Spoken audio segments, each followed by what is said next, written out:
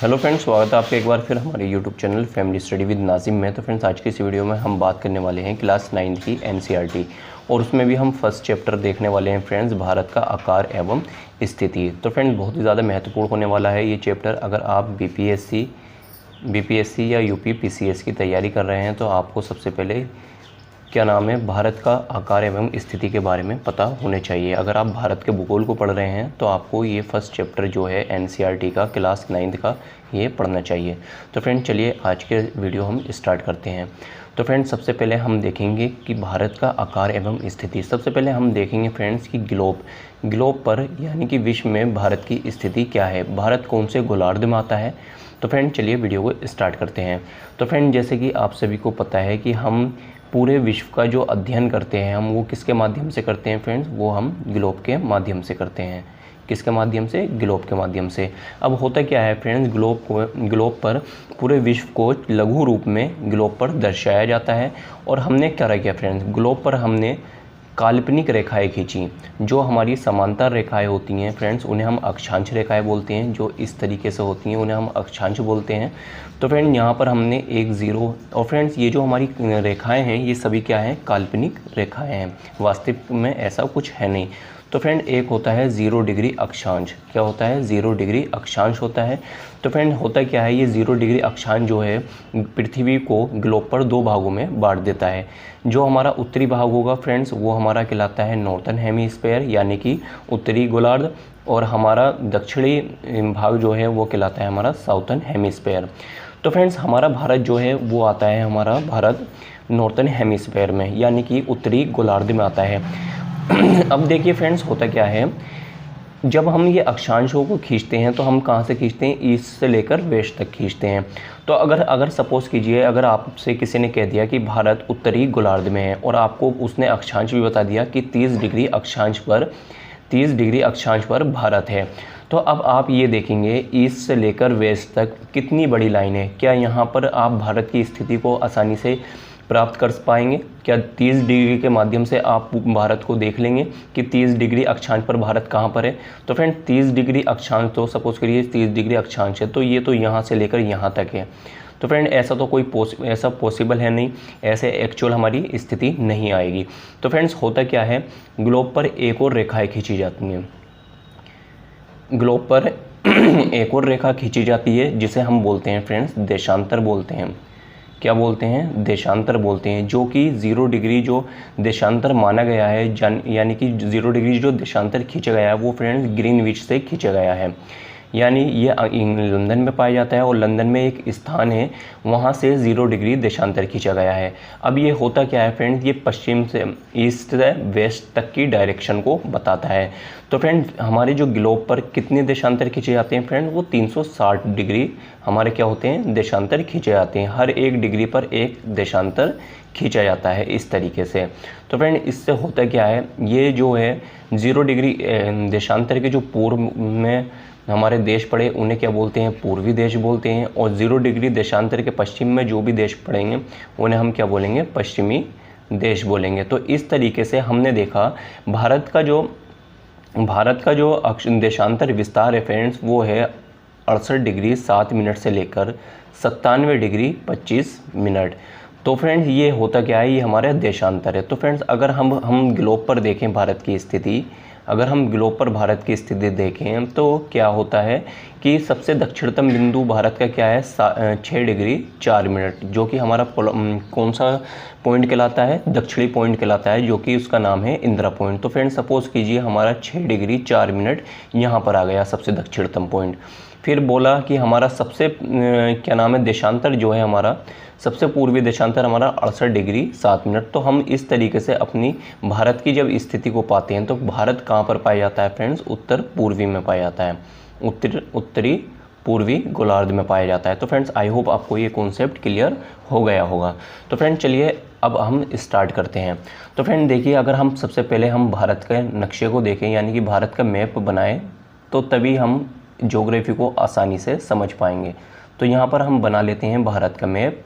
तो friends, I hope आपको ये समझ में आ रहा होगा। अगर फ्रेंड्स आप हमारे चैनल पर नए हैं तो प्लीज़ चैनल को सब्सक्राइब करें एंड वीडियो को ज़्यादा से ज़्यादा लाइक एंड शेयर करें।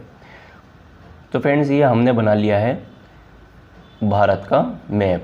तो फ्रेंड भारत का जब हम मैप बनाते हैं तो अगर हम इसका अक्षांशीय, अगर हम भारत का अक्षांशीय विस्तार देखें, अक्षांशीय विस्तार देखेंगे तो फ्रेंड्स क्या है, हमारा जो भूभाग का सबसे दक्षिणतम बिंदु है, अगर हम इसका देशांतर इसका अक्षांश देखेंगे तो फ्रेंड इसका अक्षांश है 8 डिग्री 4 मिनट। अक्सर एग्जाम में ये क्वेश्चन पूछा जाता है। अगर हम सबसे उत्तरी भारत का हिस्सा देखें तो फ्रेंड्स वो है हमारा 37 डिग्री 6 मिनट, जो कि क्या कहलाता है फ्रेंड्स, इंदिरा कोल कहलाता है। क्या कहलाता है, इंदिरा कोल कहलाता है। अगर हम मुख्य भूभाग की 8 डिग्री 4 मिनट का अक्षांश देखें तो फ्रेंड्स ये कहलाता है कन्याकुमारी। अगर आपसे भारत का मुख्य भूमि का दक्षिणतम बिंदु पूछे तो वो क्या होगा, कन्याकुमारी होगी, और उसका जो हमारा अक्षांश है वो कितना है, 8 डिग्री 4 मिनट है। इसी तरीके से आपको पता होगा यहाँ पर भारत के पूर्व में क्या है, बंगाल की खाड़ी है। क्या है, बंगाल की खाड़ी है। और क्या नाम है, पश्चिम में क्या है, पश्चिम में, भारत के पश्चिम में अरब सागर है। तो फ्रेंड्स ये आपको पता होना चाहिए अगर आप तैयारी कर रहे हैं तो यहाँ पर क्या है, अरब सागर है। अगर हम दक्षिण में देखें फ्रेंड्स तो दक्षिण में क्या है, हमारा हिंद महासागर है। क्या है, हिंद महासागर है। तो फ्रेंड देखिए यहाँ पर बंगाल की खाड़ी के नीचे यहाँ पर हमारे द्वीप पाए जाते हैं जिसे हम बोलते हैं अंडमान निकोबार। तो फ्रेंड यहाँ पर अंडमान निकोबार में ही हमारा सबसे दक्षिणतम भारत का बिंदु है, जो कि उसका अक्षांश कितना है, 6 डिग्री 4 मिनट, जिसे हम क्या बोलते हैं फ्रेंड्स, इंदिरा पॉइंट बोलते हैं। क्या बोलते हैं, इंदिरा पॉइंट बोलते हैं। तो फ्रेंड्स अब देखिए एक घटना हो गई थी 2004 में, सुनामी आने के कारण ये इंदिरा पॉइंट जो है फ्रेंड्स, या इंदिरा बिंदु जो है ये समुद्र में जलमग्न हो गया था। ये भी आपको याद रखना है। तो सुनामी कब आई थी, 2004 में। तो ये घटना भी आपको याद रखनी है। तो फ्रेंड ये तो हमने देख लिया अक्षांश। अगर हम देशांतर विस्तार देखें भारत का तो फ्रेंड भारत का जो देशांतर है वो गुजरात हमारे देश का सबसे पश्चिमी राज्य है, जिसका हमारा क्या नाम है, अगर हम देशांतर देखें तो फ्रेंड इसका क्या है, 68 डिग्री 7 मिनट है। अगर सबसे पूर्व में देखें तो सबसे पूर्व में फ्रेंड्स हमारा राज्य पड़ता है अरुणाचल प्रदेश। क्या पड़ता है, अरुणाचल प्रदेश पड़ता है। तो फ्रेंड इसका हमारा क्या है, इसका जो हमारा देशांतर या इसका जो स्थिति होगी तो इसकी क्या स्थिति है, तो फ्रेंड ये है 97 डिग्री 25 मिनट। अब देखिए ये क्या है, ये हमारा हमने ग्लोब पर देखा था फ्रेंड्स, तो हमारा भारत जो है वो कहाँ पर है, उत्तर पूर्वी गोलार्ध में है। तो यानी कि ये जो हमारा देशांतर हैं ये सारे किस चीज़ में आएंगे, हमारे ईस्ट में आएंगे। तो यहाँ पर हम ईस्ट लगाएंगे ज़रूर।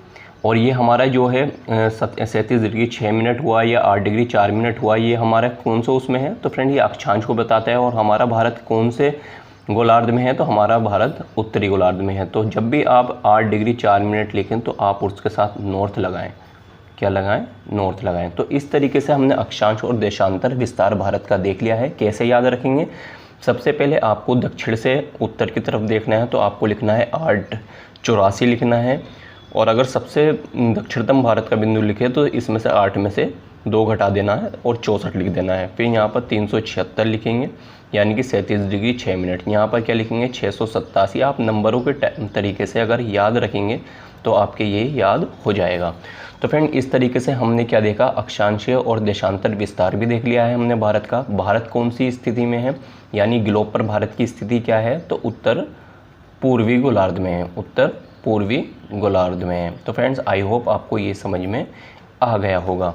अब देख लेते हैं फ्रेंड्स, यहीं पर देख लेते हैं सबसे पहले कि भारत का क्षेत्रफल क्या है। हमने ये तो देख ली कि भारत की स्थिति कहाँ पर है फ्रेंड्स, उत्तर पूर्वी गोलार्ध में है, उत्तर पूर्वी गोलार्ध में है। अब हम देखेंगे फ्रेंड्स भारत का क्षेत्रफल। तो फ्रेंड्स भारत का क्षेत्रफल अगर हम बात करें तो फ्रेंड्स भारत का क्षेत्रफल जो है फ्रेंड्स 32.8 लाख वर्ग kilometre square, 32.8 lakh kilometre square है भारत का क्षेत्रफल। अगर हम ये देखें भारत का स्थान कितना है, तो फ्रेंड देखिए सबसे पहले तो आपको ये ध्यान रखना होगा विश्व के कुल क्षेत्रफल का, ये अक्सर एग्जाम में क्वेश्चन पूछे जाते हैं फ्रेंड्स, विश्व के कुल क्षेत्रफल का भारत के पास कितना परसेंट हिस्सा है, तो 2.4% है। 2.4% भारत का क्षेत्रफल है कुल विश्व के क्षेत्रफल का। अब देखते हैं कि भारत का क्षेत्रफल तो इतना है, अब हम देखेंगे क्या भारत से भी बड़े देश हैं क्षेत्रफल में? बिल्कुल। तो भारत का स्थान कितना है क्षेत्रफल के आधार पर? तो भारत का स्थान है क्षेत्रफल के स्थान पर आधार पर 7वां। अब 6 बड़े देश कौन कौन से हैं भारत से, ये भी अक्सर एग्जाम में क्वेश्चन पूछा जाता है और अक्सर क्रम के रूप में आपसे ये क्वेश्चन पूछा जाएगा कि इनका आप क्रम से इन देशों को बताइए क्षेत्रफल के आधार पर। तो सबसे पहले आपको याद रखना पड़ेगा जो सबसे बड़ा क्षेत्रफल है फ्रेंड्स वो है रूस का, उसके बाद है कनाडा का, उसके बाद फ्रेंड्स उसके बाद किसका है, उसके बाद है संयुक्त राज्य अमेरिका का। तीसरे नंबर पर कौन है फ्रेंड? संयुक्त राज्य अमेरिका है। चौथे नंबर पर फ्रेंड चीन है। ये आपको ऐसे इस तरीके के क्रम से याद रखना है। 5वें नंबर पर फ्रेंड्स कौन है? 5वें नंबर पर ब्राज़ील है और 6ठे नंबर पर ऑस्ट्रेलिया है और 7वें नंबर पर फ्रेंड्स अपना प्यारा भारत है। तो इस तरीके से आपको 6 कंट्रियों के नेम पता होने चाहिए कि भारत के क्षेत्रफल के आधार पर यानी विश्व के कुल क्षेत्रफल के आधार पर कौन से शीर्ष 6 राज्य हैं। तो आपको ये याद रखना पड़ेगा कि भारत से कौन कौन से राज्य बड़े हैं क्षेत्रफल के आधार पर। तो रूस है, कनाडा है, संयुक्त राज्य अमेरिका, चीन, ब्राज़ील और ऑस्ट्रेलिया, और अक्सर इनका क्रम याद आपको रखना है। तो इस तरीके से हमने भारत का क्षेत्रफल भी देख लिया। अब हम देखते हैं फ्रेंड्स कि भारत की उत्तर से लेकर दक्षिण तक की मुख्य भूमि की लंबाई कितनी है। तो फ्रेंड्स ये आपको याद रखना है।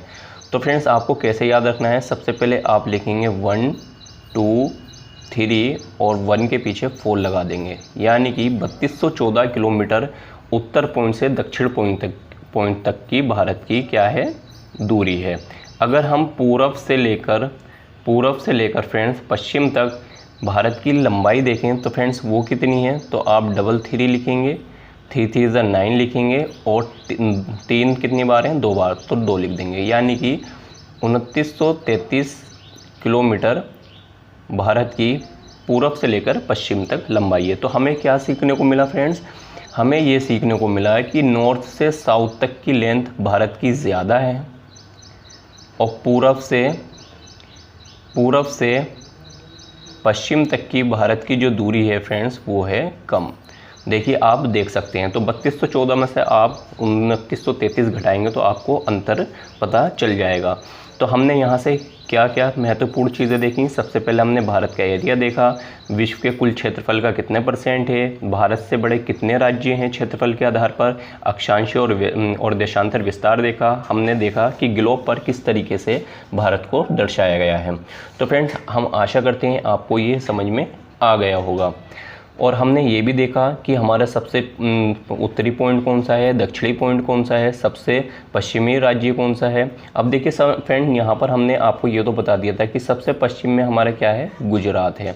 अब गुजरात में भी सबसे जो पश्चिमी हमारा बिंदु है फ्रेंड्स वो कौन सा है, तो सरक्रीक है।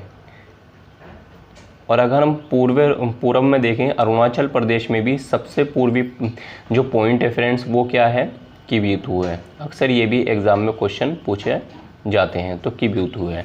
तो फ्रेंड्स ये आपको याद रखना है। तो फ्रेंड्स हम आशा करते हैं आपको ये वीडियो समझ में आ गई होगी। अगर फ्रेंड्स वीडियो अच्छी लगे हो तो प्लीज़ वीडियो को लाइक करें, शेयर करें एंड चैनल को ज़्यादा से ज़्यादा सब्सक्राइब करें। मिलते हैं नेक्स्ट वीडियो में। Thank you.